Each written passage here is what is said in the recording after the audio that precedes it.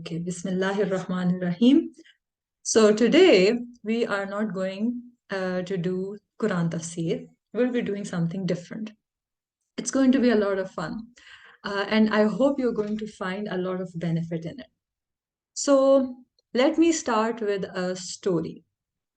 And when I'll tell you the story, I'll tell you why I'm telling you the story.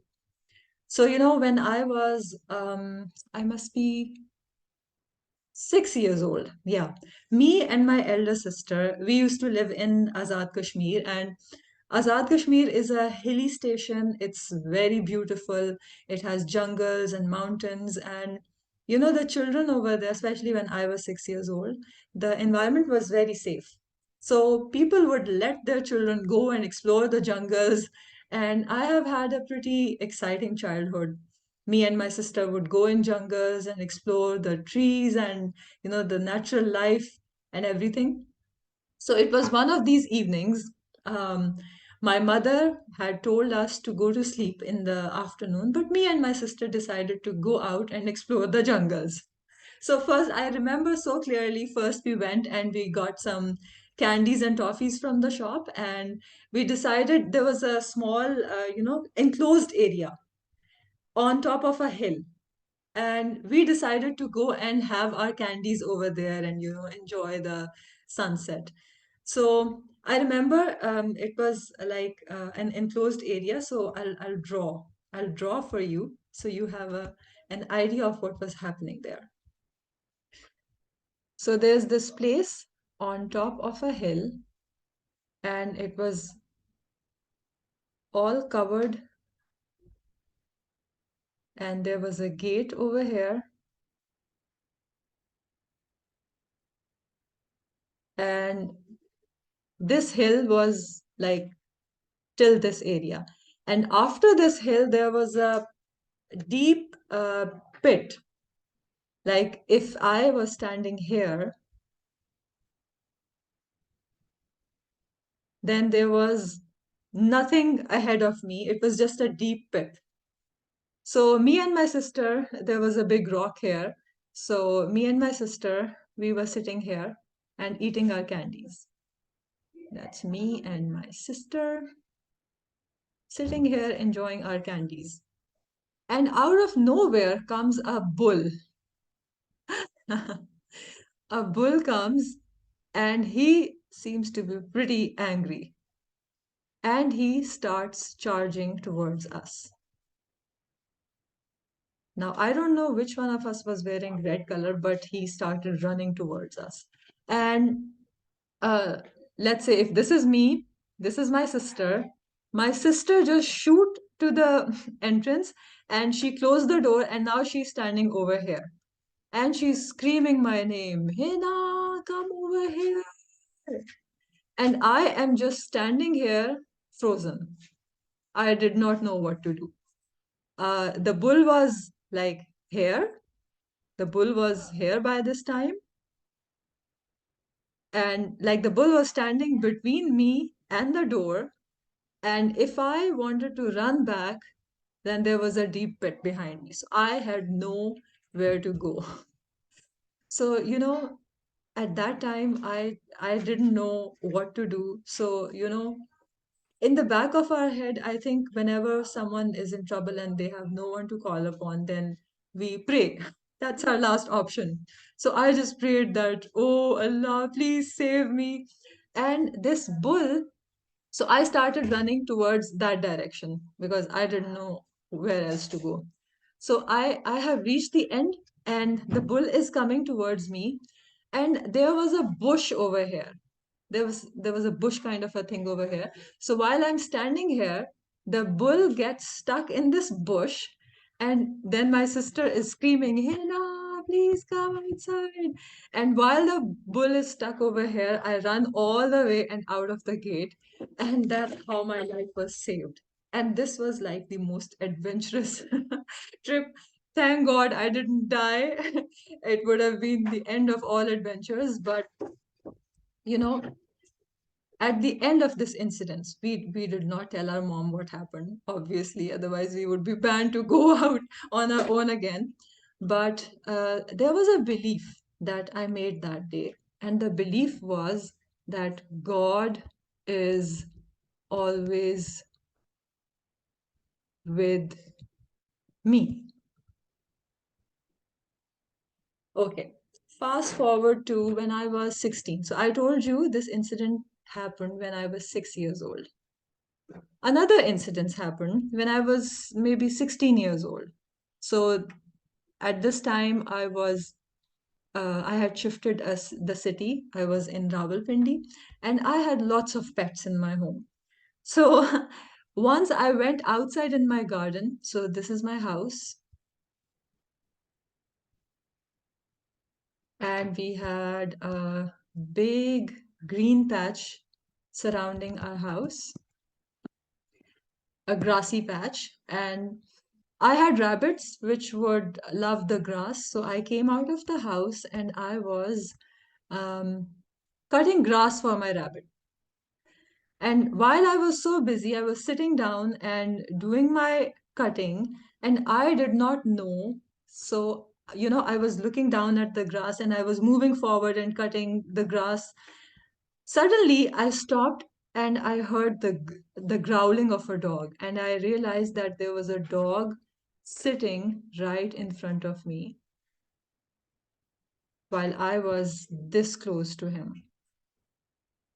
Like I was literally on his face. I didn't know, I did not even notice while cutting the grass that I had come so close to him. And, in my area, there were some wild dogs, and they had been, they had a bad reputation of attacking innocent kids like me. So I'm in front of him, and this dog has like red short eyes and staring at me and saying, "Grrr." And so what do I do? I have nowhere to run. I was told that when a dog is attacking you, do not run, because as soon as you'll start running, they will start running after you, and you cannot meet up their speed. So suddenly, at the back of my head, the same incidents was running, which happened when I was 6 years old. And I knew that God is always with me. And because now, I had grown up, I had learned some surahs. So I knew that, for me, Surah Al-Fatiha was the answer to all my problems. So I just sat there and I knew that if God is the only one who can help me right now. So I started reciting Surah Al-Fatiha. And when I kept reciting, the dog just kept moving backwards and it left me. And I did nothing. I just stayed there. I didn't run. I didn't do anything. I just started reading Surah Al-Fatiha and the dog went away. So again, the belief that I had already built just got strengthened, and my brain said, "Yes, I already told you, God is always with me." So, there are voices that play in our head, and they are a result of incidences in our life. And it is very important that you know how these voices in your head are formed. All of us have voices, okay? This is one of the voice. I have just tried to explain to you how one of these voices built in my head. But we have positive voices and we have negative voices. So, whenever we are about to do something, when we hear a positive voice coming from inside, it's the result of some incidents that happened in the past because of which you develop that positive voice. And it's going to make you calm. It will maybe motivate you. It will give you energy. It will maybe stop you from giving up or give you hope or whatever. These are called like your beliefs or the coding in the language of the coaching that I do with my clients. I call it coding. So all of our brains have been coded with negative codes and empowering codes. So can you tell me the code that I build, God is always with me, is this an example of a negative code or an empowering code? So I'm going to call them N codes or E codes. What do you think? God is always with me. Is this an N code or an E code? Write in the chat box. Yes, this is an E code. Yes, good. And similarly, we have incidences in our life which form some negative codes. So now I want to talk to you guys, and we will discover what codes are you carrying. So tell me, how many of you know how to swim?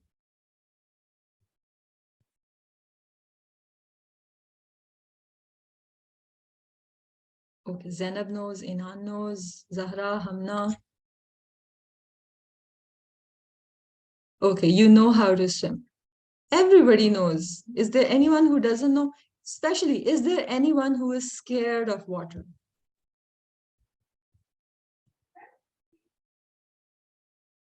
I have been scared of water for the biggest part of my life. Even right now, I only know how to float because I was kind of scared that I'll die. Okay, now I'm scared of sea. Yeah, I know. Because it's so huge, it's kind of overwhelming.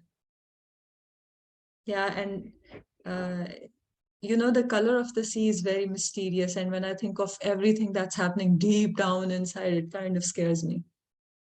I'm not saying I used to be scared of swimming in the deep end when I was younger. Yeah. So, uh, okay, Hamna is saying that she used to be.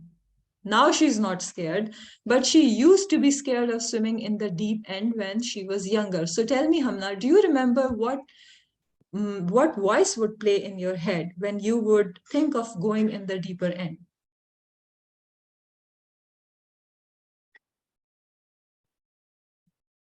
And I'll just close the door by then.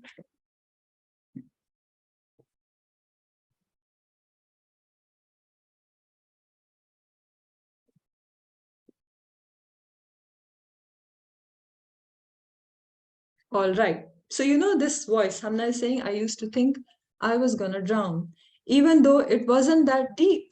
Yes, this is the interesting thing about the voices that play in your head, because the situation might not be as dangerous as that voice tells us that it is. So, how do you think, Hamna, what happened that now this voice does not play? Obviously, because now you know how to swim. So, how did that happen?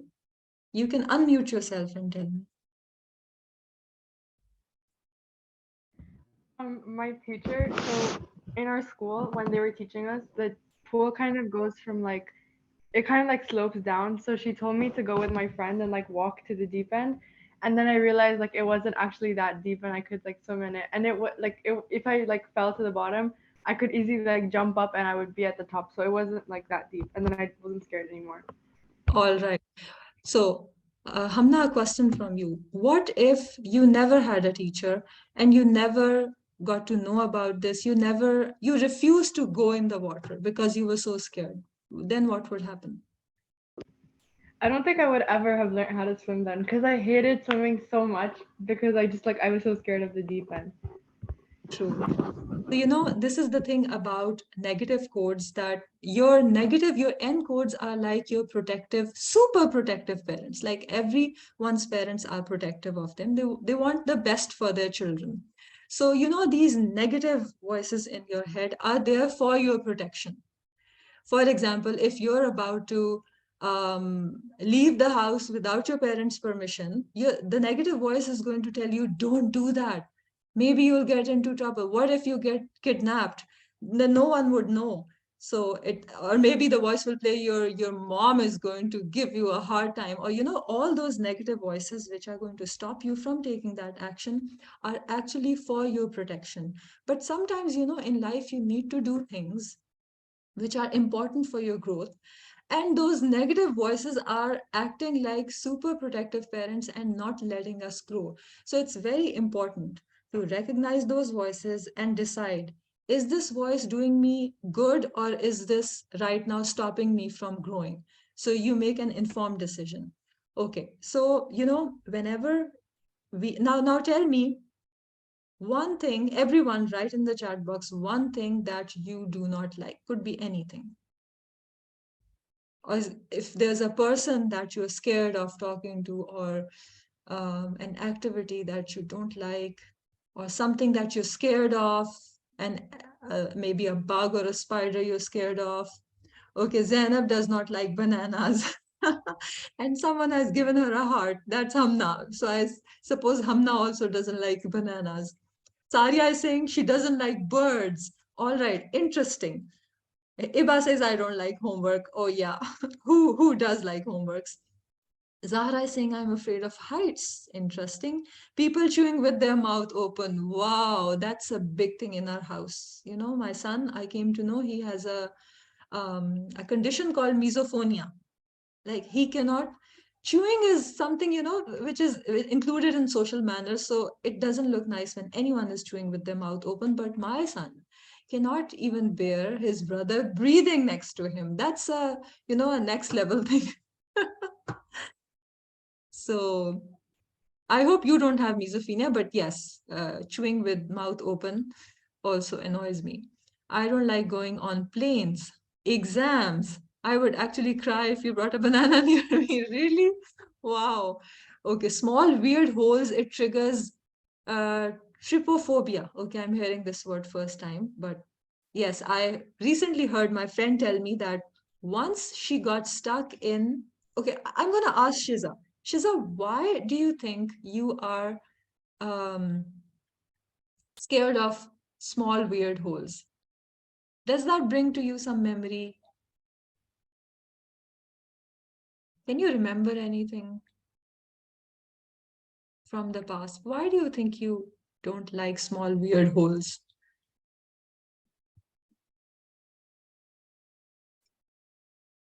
Inan is saying, I absolutely hate donuts. I will start vomiting and I will close my nose because of its smell. Now, I'm going to talk to all of you regarding your dislikable things. So let me talk to Zainab. Said she doesn't like bananas, right? Yeah. So let me talk to Zainab first. Zainab, unmute yourself. Assalamu alaikum. Walaikum assalam wa rahmatullah. So Zainab, tell me, what is your oldest memory with a banana? I don't know. I sort of was always sort of dumb. The Like, interesting thing about your negative voices is that sometimes you won't even remember, because the incidents that built that code, I hate bananas, was built when you were so young that you don't even have a memory of it. But I just gross. you think it's gross. Tell me, like, what incidents do you remember when you saw the banana and you felt, it's so gross? Multiple ones, like often maybe relatives or people around me would be eating. I remember I think KG2, I had this one classmate who used to sit next to me, and every lunch she used to bring a banana, and I remember like I didn't show it out loud, but I used to scooch as far as I could. All right. And what exactly do you find gross about banana? Just, those tiny things like strings that come out and the smell and everything. Okay, you said the stains on top of it. The tiny strings that just keep falling everywhere. All right. So what do you think will happen if that string is gonna fall on you? That's What is the worst thing that can happen if a banana by accident drops just like its. I just get this gross feeling, like the smell and everything. All right. So, okay. So you cannot remember the incidents where it started. No, I sort of always never liked them. All right. Okay.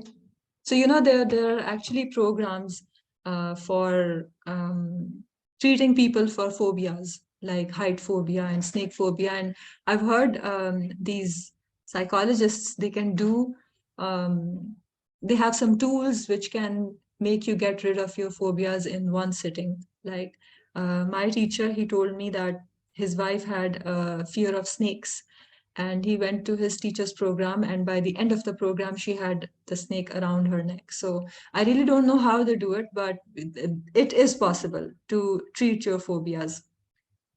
But right now I'm looking for someone who remembers where their fear started from. So let me talk to Saria. Saria says that she doesn't like birds. Hello, Saria, you there? Yeah, All right. Saria, why don't you like birds? Is it all birds or some specific bird? any bird, even like pet birds. I don't like them at all. Okay, and why don't you like them? Do you remember what, is there something happened? According to Momo, it started when I was like 2 years old. I don't remember the exact reason, but I used to love birds. But then, like when I turned 2, we were in Pakistan. And I suddenly started like running behind the birds. Like I got scared of them, and I'm still scared of them to this day. So what do you think will happen if a bird comes near you, or It's not what would like happen. It's just how they look, and it's like how their fur starts standing up, and how their eyes are beady, and like their beak, and it just that's a makes me. very epic description of a bird. Like I never thought of birds with beady eyes, but they sure do look very scary when I think of them like that. Their feathers standing and beady eyes and staring at you. Like when they like shake their body, I hate how their feet look like when they're walking, and it just makes me so uncomfortable. I don't know. Okay. I'm known in school for having a bird phobia. Okay. Because at school we eat lunch outside, or we can eat lunch anywhere in our campus, and we choose to eat outside, and every time we eat outside, we have big fat greedy crows in our campus which fly around and like always steal our croissants and our school cafeteria food. So every time that happens, I scream and I run away into the cafeteria instead of outside on the football pitch or like anywhere outside of the campus. And then that's how everyone in the school knows I hate birds. All right. So even Saria has been told by her mom what happened, but she doesn't remember. But it makes complete sense. It was because I got bit by a crow or something. I'm not sure. That makes complete sense. Let me open the whiteboard again, and I'm going to ask you girls some questions. Let's say there's a baby, a 1-year-old baby, okay? He just has one cute little hair, and he's sitting in his room and playing with his toys, and a spider comes. Anyone scared of spiders here?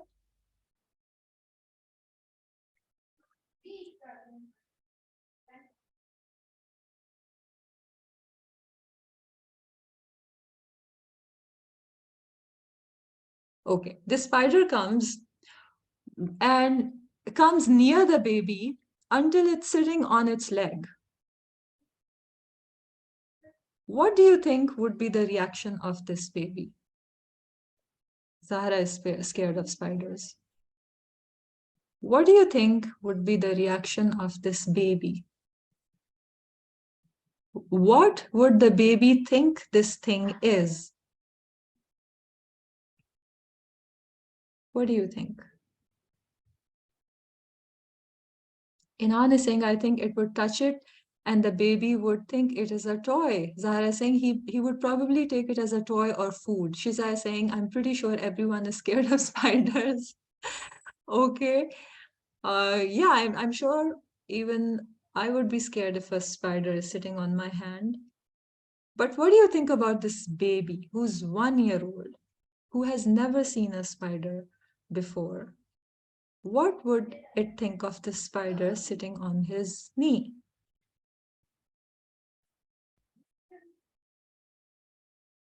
So Inan and Zahra basically think that the baby would think it's a toy. What do the others think? Do you think it's going to scream or run away?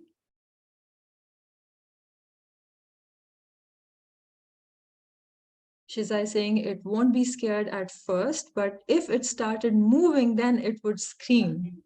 Okay, and what would make the baby scream by looking at it moving? What is the baby thinking? What is the baby thinking? If I saying I think the spider would be scared of the baby. That's a good point. The spider will be scared of the baby. Any other suggestions? Hamna is saying maybe the baby would get scared when someone else comes and reacts. Ooh, that is the next level. The next level which I was going to talk to you about. But good point, Hamna. So, you know, this is proven by tests that have been done that a baby has no idea what this thing is. For him, it's just a thing. He didn't come from his mother's womb knowing about spiders or even that spiders are dangerous in any way. How do we know? By the way, what do we think of when we think of a spider?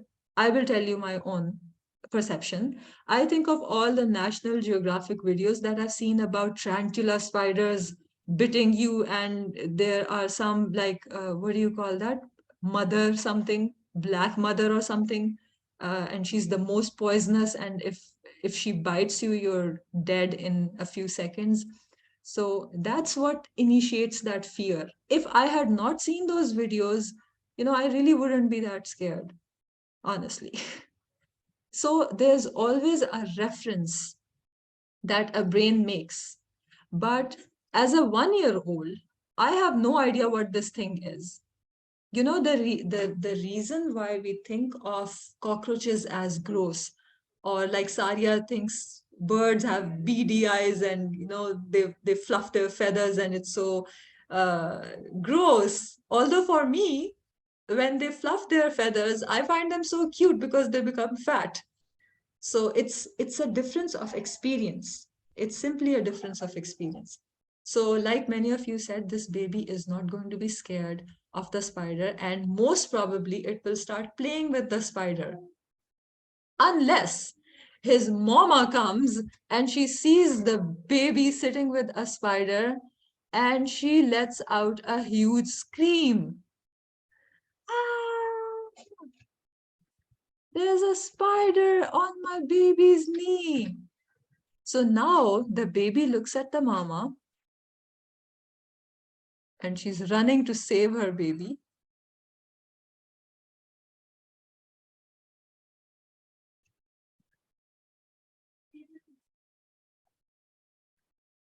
And she comes and she picks the baby in her lap.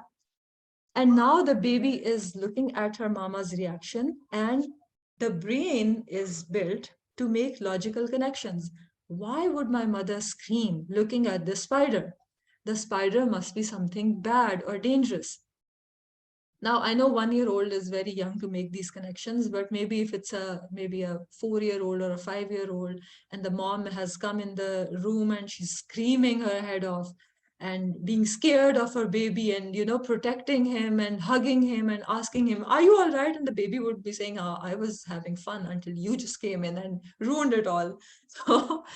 So imagine now this mother takes a newspaper in her hand, a roll of newspaper, and starts hitting this spider with the roll of newspaper. Now the baby is learning one more thing, that nor are just the spiders dangerous, but they should be killed. So as this baby grows up, he's going to develop some codes in his head that spiders are, there can be so many codes. What kind of e-codes will this baby develop? What do you think? Write in the chat box.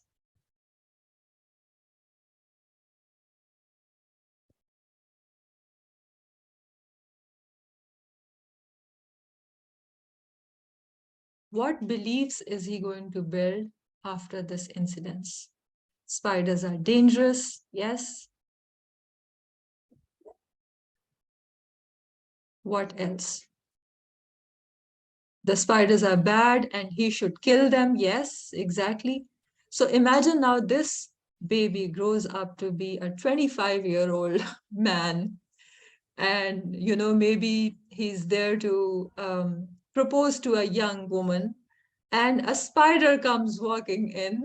So and the girl, she loves the spiders, and she is a humanitarian, and she loves pets and spiders and snakes and all kinds of weird things. And this 25-year-old, who's this baby grown up, what does he do? He starts screaming his head off, and maybe taking the plate from the reception, and banging the table with the plate to kill the spider. So, the girl would think, what's wrong with him? Why is he acting so weird? But his reaction is based on his past experiences, and her reactions are based on her coding and her past experiences. So, there are people who have spiders as pets. I know people who have snakes as pets. I would never have these things as pets, but there are people who have weird. So, there is nothing called weird. There's really nothing called weird. It's just about experiencing. So, I was talking to Hamna, and she said that she was scared of going in the deeper end of the pool. But then what happened? How did that belief change? She took an action which was contrary to her fear, right? She took a class, and it doesn't happen that the teacher just throws her in the deep end on the first day. It happened gradually. Perfect example, she said that the teacher told her there's a slope. So she's not just going from 0 to 100 in one go. Like, she took steps in degrees. And this is how the mind gets over fears. So, for all of you who have written in the chat box what you're scared of, for example, Zainab said she doesn't like bananas. She thinks they're weird. Or like Saria said, she's scared of birds. So the opposite is that if Saria falls in love with birds, now that is unimaginable for Saria right now. Or for Zainab, enjoying a bunch of bananas is like unfathomable right now. But if we make a plan and we take both of these girls step by step, it is actually possible. So, I heard a lecture. He was a Christian speaker, a very famous psychologist by the name of Jordan Peterson. He was saying that he was attending the wedding of his son. And these small boys and girls who are supposed to carry the veil of the bride behind her, or there's a small kid who carries the ring. So there was a kid who was supposed to carry the ring, but he was super shy, super shy. So imagine this is the kid, and he's supposed to carry the ring in his hand. This is the ring box. And there are many practice sessions where the bride walks, and there's a whole rehearsal. So he said that this boy who was supposed to be the ring carrier in my son's wedding was super scared of the crowd sitting. There's an aisle where they have to walk, and there are so many people sitting on the left and right. And this kid, who's probably a 5 or 6 year old, is obviously very scared. I think I would be in a similar situation. So he said that if this boy is, so I want you to plan. I want you to plan the steps for this boy to go from the condition that he's in right now, which is scared, anxious, sweaty,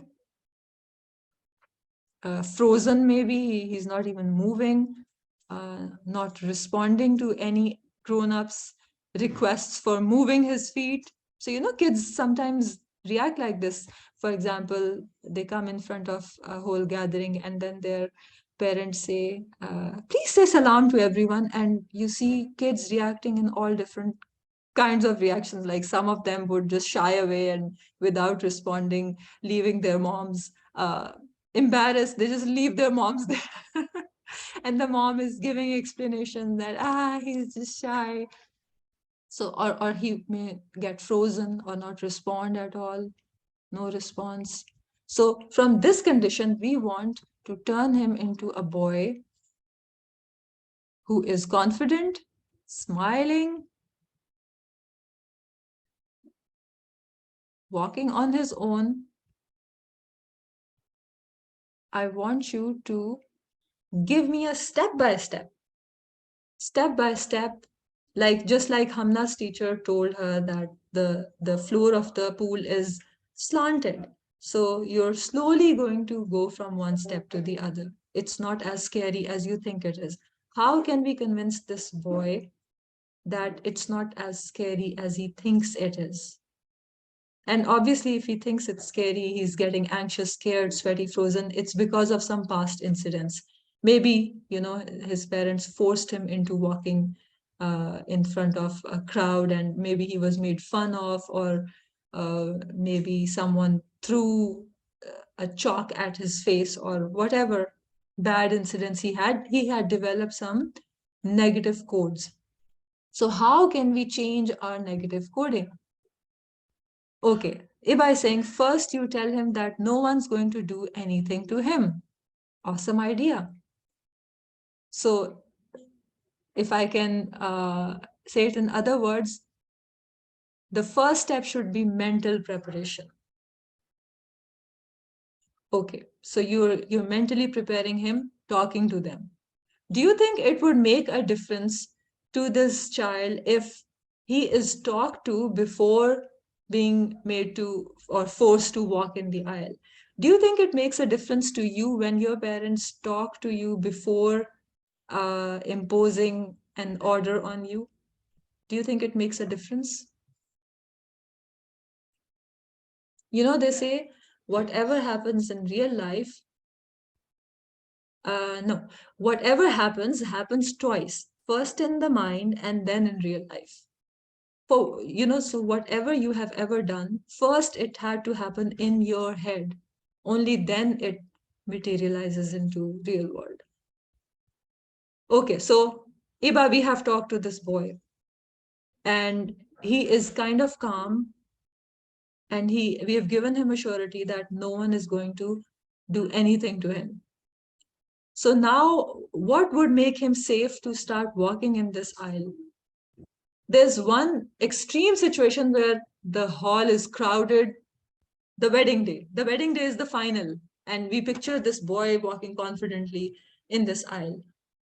So what can we do? What simulation condition can we create for this boy? Someone else can start walking with him for a few steps. I love this idea. I love this idea. So who can it be? Let's pick someone from his family.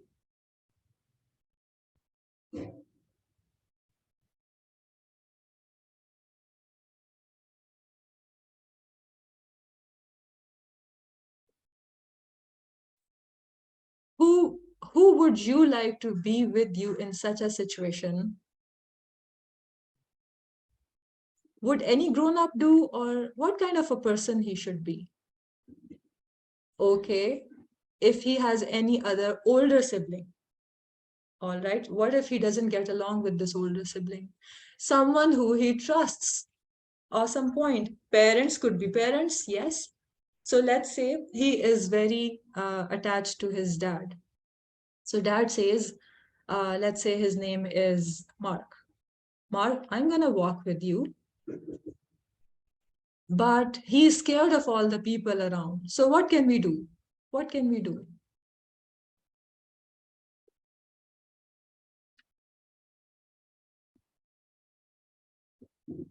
Should we make him walk for the very first time while there are all these people with beady eyes staring at him?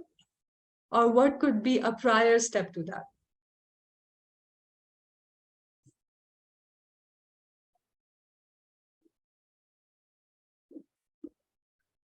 Yes, this is the advantage of practicing beforehand. I remember once I took part in, what do you call that? basketball tournament. And our teacher took us to the exact court where we were supposed to play. And she told us to play over there, not in our school court, but in the court where we were supposed to have that tournament. Because you get used to, like, I have played here before. So, but I played when there was no one watching. But I have played here before. I'm accustomed to it. Now there's an addition of people, but so what? I have played here before. So, it's like step by step, your mind is getting primed to the idea of reaching that ideal situation of not just playing in that court, but also winning your game. Okay, so we are practicing. We have a grown up who this boy Mark trusts, and there are no people around. Maybe, most probably it's going to be a church. So when the church is empty, he's made to practice with his dad walking alongside. Awesome idea, girls. So then how can we, wean this boy off of his dad? This is the dad walking with the boy, holding his hand. What could be the next step? First step is he's walking with the boy, Mark, holding his hand. What could be the next step?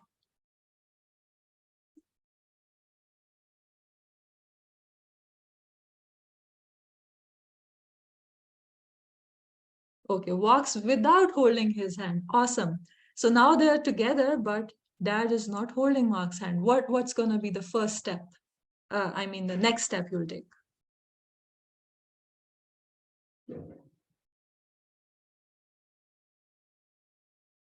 Kind of trick him and then leave the dad behind.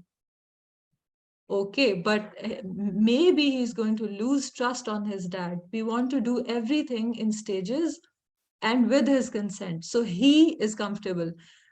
If he loses trust on his dad, he might, develop this fear that my dad is going to leave me. So when he's in the ceremony and his dad says, no, come on, I'll be with you, he would not trust his dad again. So we have to keep this trust intact. Walking along with some distance or behind, that's an awesome idea.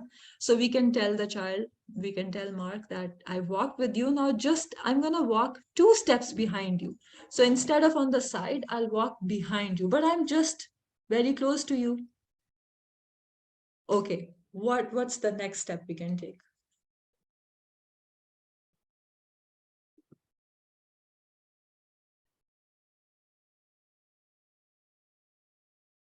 Do you think it's a good idea to add people to the audience now?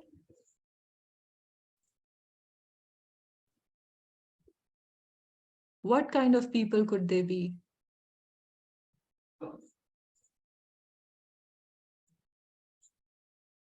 Maybe his mom, all right, or maybe his siblings, yes, maybe his family, maybe some extended family members. So just, to have actors around, but aunts and uncles, good idea. So people who he is familiar with, and then everyone, says, wow, you can do it, it's so easy. And gradually, when he is accustomed to all this beady eyes, that maybe he will completely forget that his dad is way behind him.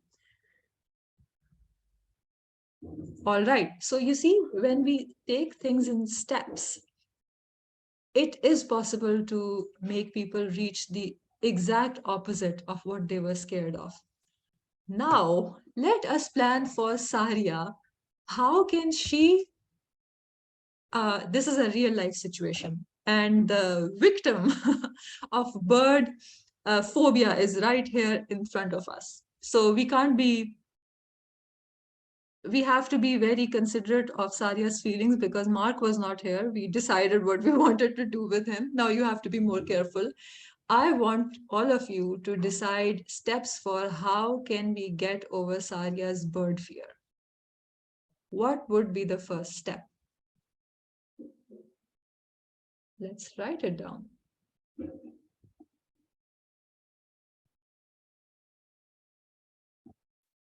So right now the situation is Saria is super scared of birds. She goes in her cafeteria, and if there are crows over there, she screams and she runs away, and her whole school knows that she's really scared of birds. How cute if I saying showing cute pictures of birds to Saria. I would love that. Showing cute pictures of birds. So Iba is taking the same approach, preparing Saria mentally. And you know, image is a very good primer of mind. It prepares your mind. Okay. So, and Saria, you have to give us feedback on how willing would you be, because we don't want to force you into loving birds, but do you think it would, are you able to watch cute pictures of birds? Do you even find any pictures of birds cute? Hamna saying maybe go to a zoo and look at some tiny birds like buggies, because they're so cute and they keep moving up to other birds. Zahra is saying maybe get a small what's a buggy? Both of you have written. I have no idea what it is. Because those are very small and friendly birds who mind their own business. Okay, we've got two testimonies of buggies being very cute. Yeah. I wouldn't, because I just don't like the feeling of any birds in general, because all of them give off the same feeling of like. There you go, girls. Splat on your face's back. She doesn't want any pictures. Saria, because all birds like give off the same like vibe. feeling. Okay. Yeah. Also, like Mhm. I know it doesn't like anything to me, but they just, it's not what they would do, it's what they make me feel, like in general. Okay. How they make me uncomfortable and stuff. All right. Iba is saying also showing her that crows are not scary and how they wouldn't harm her. Husna is saying maybe try like petting or holding animals that have like the same fur or feathers. I don't know what it's called. Saria, would you be open to putting your hand on a bird's head? Never. I would never, ever in my entire life do that. Okay. Girls, what else can we do? Okay, let's show Saria some cute pictures of birds. Saria, give it. Can we give it a try, or you're not willing to? Do I have to? I don't. No, you don't have to. I'd rather not. Okay, no problem. So you know, what could be a step even prior to that? What do you think, girls? She doesn't even want to look at the pictures. We need a step even before that.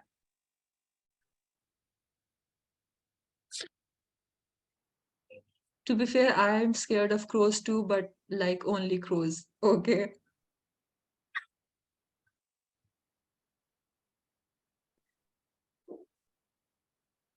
Saria, what do you think? You would be willing to give a chance? Anything related to birds, which is acceptable to you? I don't know. Okay.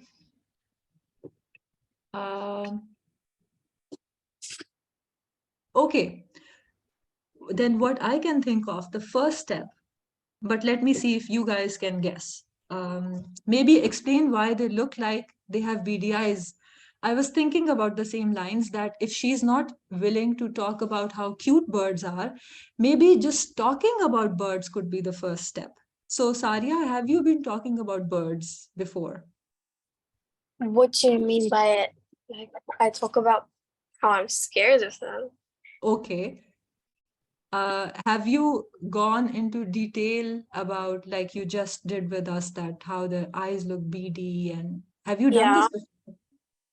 With like everyone who asks me how I'm scared of birds. Okay. With everyone. All right. So that step is already done. Then girls, what should we do next?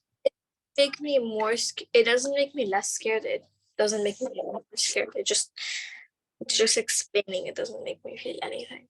It's Hmm. just Okay. I don't understand how to like tell people I have a phobia and explain how I have it, because if they were to have a phobia of something like a lizard, how would they explain, yeah, I'm scared of lizards? And if I were to ask like, how are you scared of lizards? They would just say, I'm scared of them.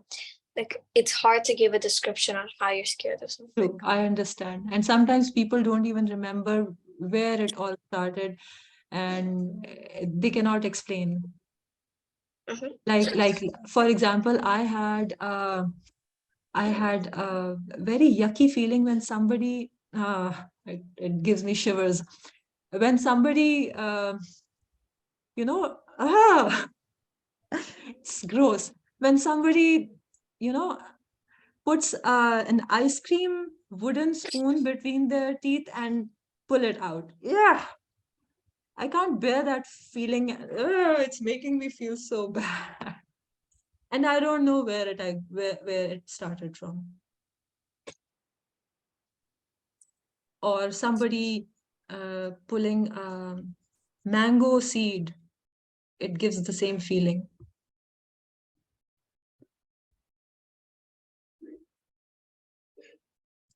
Okay, so maybe Saria's case is out of my reach. Let me think of some other phobias which other girls mentioned.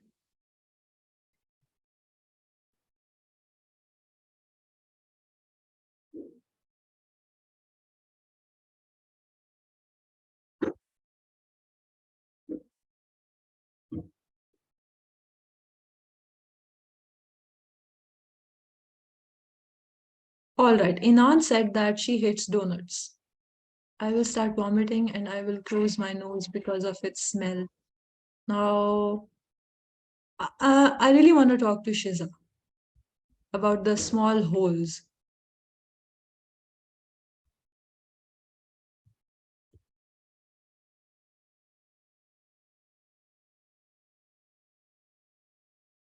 Hmm. Or maybe Hamna. Hamna says she doesn't like going on planes.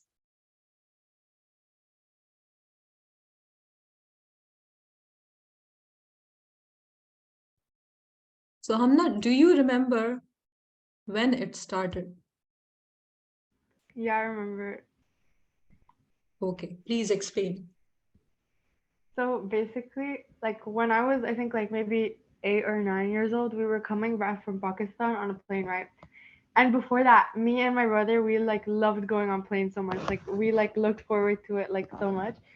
But then like one time we were on a plane and it was like raining a lot that day, and like we were in it was like the beginning of the flight, and the plane just like it had such bad turbulence, and like even my mom, it was like, and my dad was like, that's not normal turbulence. Like the plane literally went down, like it was like it like jerked down and stuff.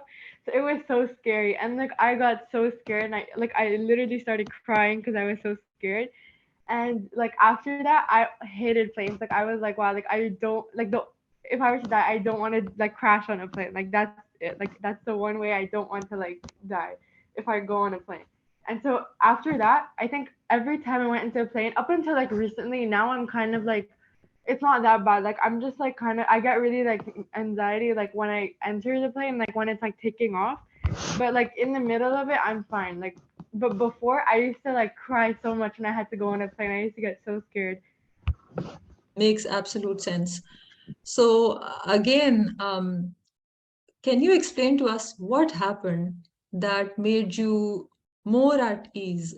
At least it's better than the flight that you took when it was so turbulent. Then were you, I'm sure next time you didn't want to sit in the plane, then how did you sit? Honestly, like it was kind of bad because like I didn't really have a choice to sit on the plane because like how was I meant to go to Pakistan the next time? And like so I think I kind of got over it because we kept going like to different countries and stuff, and so we had to go on a plane obviously. And then I kind of was like, oh, like I'm probably not gonna crash. Like statistically, it's really low that I'm going to crash on a plane. So I think that's kind of just I just kind of had to go on a plane again and again and realize that like it was just a one time thing, you know? True, true. And this is the point I wanted to come to, that there is no way of getting over your fears than to face them. There is no other way. Now, it depends on how motivated you are or how confined you are to face your fears.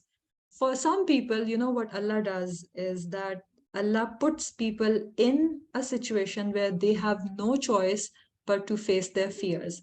And when they have no choice left, it reminds me of my friend's Facebook status. She said, a wonderful quotation. She said, "You don't know how strong you are until being strong is the only option you have." And this applies so true to Hamna, because, you know, she couldn't be left all alone back home to play home alone.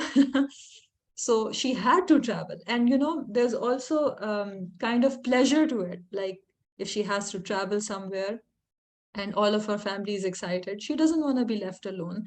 So there's forced pain, and then there's also pleasure. And this is how she realized that, you know, it was just a one-time thing that the turbulence happened.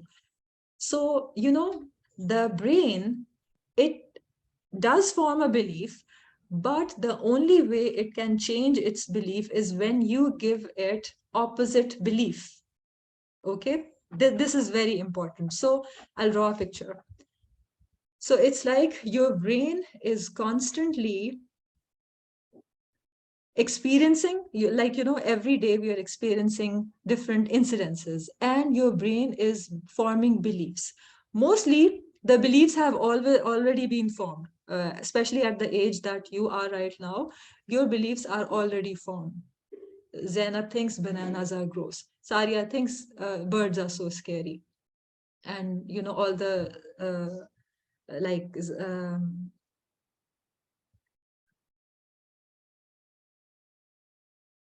okay, she's left the room. Anyways, all the fears that we have are already built, and all the incidences we are going to experience is only going to strengthen that belief more and more. I want you to know this thing. It's very important.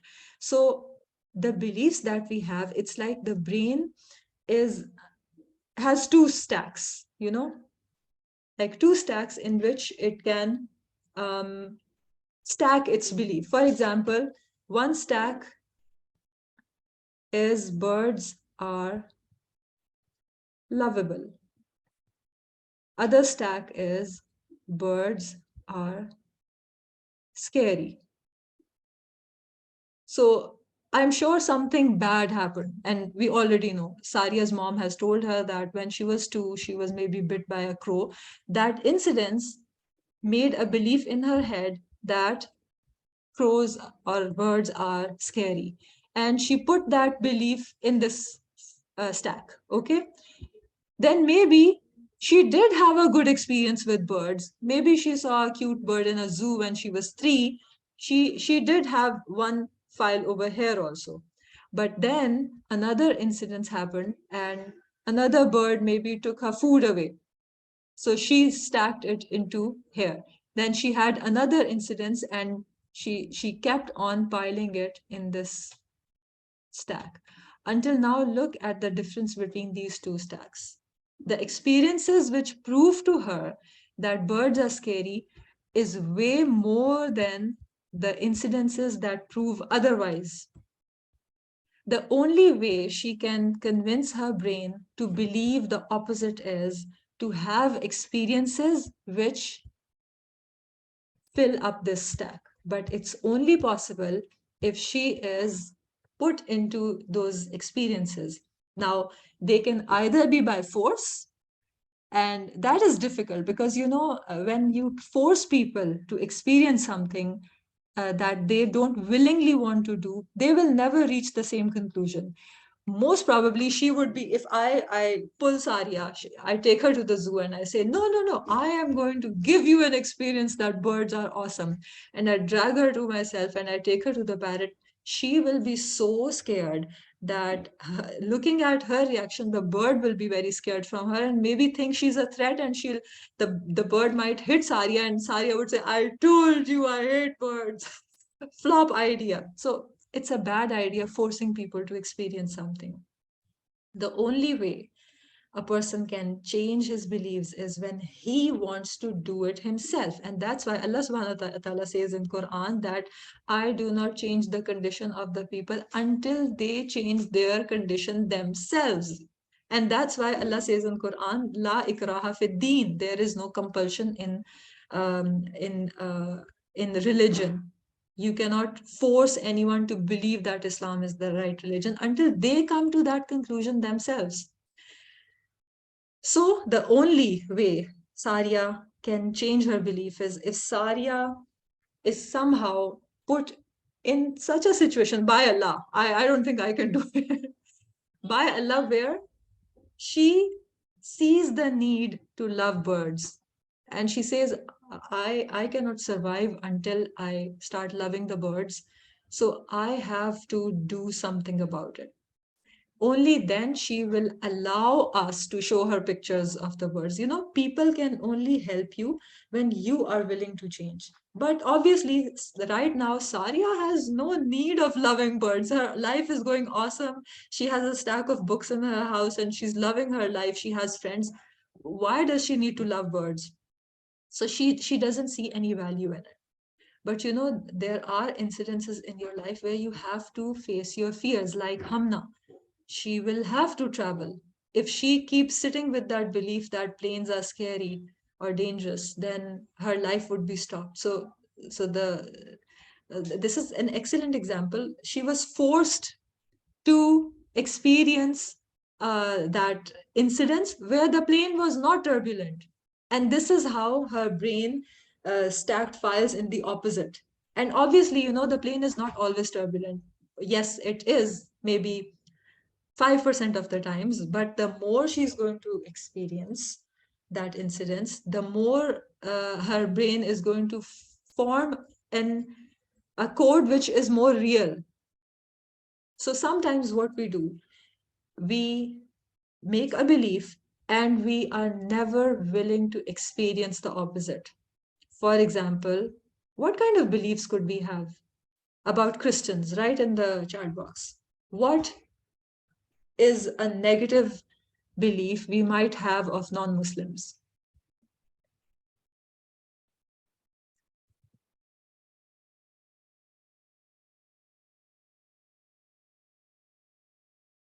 Or what is a negative belief a non-Muslim might have for a Muslim? Remember I showed you the video of the woman from Portugal who said the women in my country, they would never come and talk to women like you, like someone like me who's covered. They would never go and talk to me because they are scared. So their brains have formed that stack of file in the compartment that covered women are dangerous. And how did they form that stacking? How? Did they ever meet me? No. Then how was that formed? Yes, Husna is saying that they might have beliefs that we are terrorists or oppressed. So a Portuguese woman might not ever come and confirm with me or have an experience to, give her an opposite belief. So what is the way out? What is the way out? How will her belief change?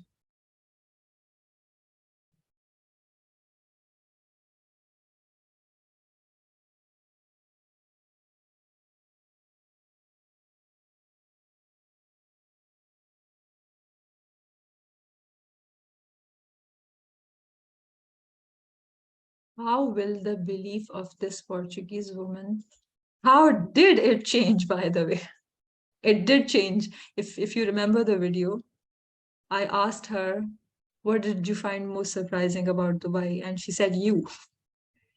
Okay, Husna is saying, show them that we are good people and tell them that her experience from one person can't define us all. And how can we show? How can we show it to her? Can we say from the words, no, we are so good. And that's what we do on social media. We say from our mouths. I can give, a 10-hour-long speech of how good I am and how good are all the covered women. We are not dangerous. We don't blow up. churches and synagogues and stuff, believe me. But then they see social media showing all these news of, how this burqa clad woman went into the church and blew up, or this man with a beard went inside and said Allahu Akbar and blew up. So would they take my words, or would they take what they're seeing, and which is so prevalent? What would they take more seriously? So that puts a responsibility on our shoulder. There's only one way to change these people's beliefs, and that is by action, not by words. It cannot be changed by words. And they should be willing to, dare and come and talk to people like us. I don't know what they're scared of. I never knew they're scared of me. She told me that, people in my country would never come and talk to women like you. But she dared. Obviously, she also had that fear, right? She's coming from the same country, living in the same people, watching the same media. But she dared to take a different experience. And when she did, she found a different experience. And it's a wonderful, this is what growth is. Growth is when you are willing to take a different experience and you actually find a different result from what you always believed. That's when you grow. Okay, so I think we've had enough of my, I don't know if it made sense to you, but I hope you got value from it. That I want you to tell me, what did you learn from today's lesson?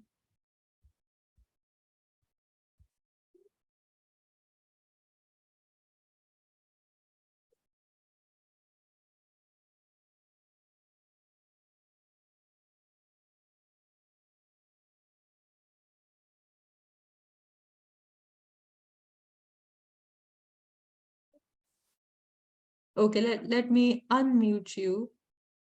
Okay, Hamna, unmute yourself and tell me in a short summary, how would you get over your fears? And you can apply it to all the fears, because we didn't talk about all your fears, but the same methodology applies.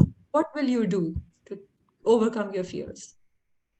So I would like start off small and like I would like gradually like try to get over my fear. Like let's say if I'm scared of like I don't know, like a random example, like if I'm scared of like lights or something, like then gradually like I would like make more and more like light in my life and stuff. And then at one point I won't be scared anymore because I'll know it's like harmless. Awesome. Okay, Zainab, what did you learn from all our chatting?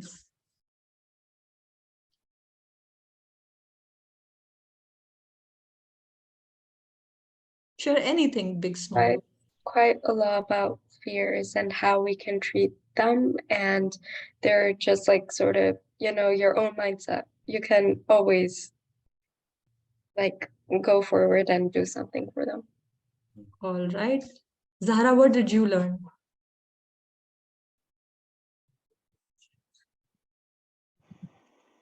Like from like this whole class, Okay. I learned like when you try to like get over your fears, then you will like get over your fears. But if you just like sit there thinking, I just don't like this, or like I'm gonna always stay like this because something could happen to me, then you'll never like be able to like get over that fear and move on. Awesome. Okay, Husna, what did you learn?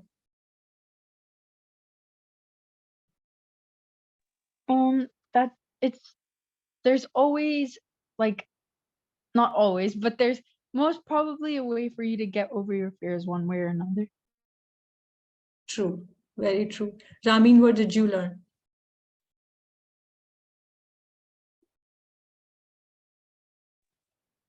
I really learned just how irrational the mind can be. And, there's lots of ways to curb that and, talk some sense into yourself. True. Okay, Inan, what did you learn?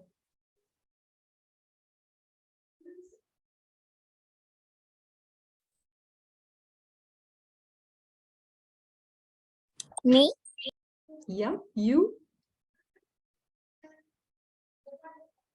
I learned that it's not that Oh, you went muted again. Sorry, I learned that it's not that easy to get rid of fears, and it just doesn't happen that quickly. It takes time, and you need patience. Yes, true. But do you think it's possible? It's possible if you try to do it, but if you don't try, then you can't like undo it. Awesome. Iba, what did you learn? I learned that if you try to come over your fear in bits, and also if Allah subhanahu wa ta'ala puts you in a position where you need to kind of get over that fear, then that's the point where you know, okay, well, I'll have to do it at like some point or another. Awesome. And that reminds me, that would be a good way to end our call, that, you know, bad things will happen in your life because we are sent in this world as a test. You might come across incidences where your fears would be triggered. Any incidents that we don't like, any situation that we don't like, it's because we have a fear of something. Something will happen to me, something bad that you're scared of, because of which you don't like being in that situation. But, you know, remember this rule of Allah that He says in Surah Al-Mulk that He made day and night to test who of you is better in deeds. So if you are, given a test and you quit the test thinking that I'm done, I don't want to take this challenge, don't think that another test is not going to come, because the whole purpose of sending that test was so that you take the bull by the horns, and you were forced into that situation so that you can learn to overcome your fears. If you are feeling bad, it's an indication of a lacking in you, something that you need to work on. That's the signal Allah is trying to send to you. So, you know, you running away from your tests is not going to solve your problem. The only way you can overcome your problems, and I have experienced it so many times, and now I've made it a habit. When a difficult situation comes, I don't run away from it. I just ask Allah, what do you want me to learn from this? Just teach me that so that this can get over. And believe me, when I take that challenge and I decide that I am going to be willing to experience the opposite experience, the test just vanishes because the purpose is fulfilled. It's for your growth, because Allah wants you to become a better person. Otherwise, our protective brain will always keep us in the comfort zone and it will never let us grow. And eventually, Allah wants you to know how wise and amazing He is. The world that He sent you in is for you to experience it so that you can know how amazing Allah is. He's the creator of this amazing world. So if we are sitting here with our fears, there's no way we can, discover Allah. No way. Okay, with that, I'll let you go. سبحانك اللهم وبحمدك نشهد أن لا إله إلا أنت نستغفرك ونتوب إليك. Amazing talking to you girls today. Assalamu alaikum wa rahmatullahi wa barakatuh.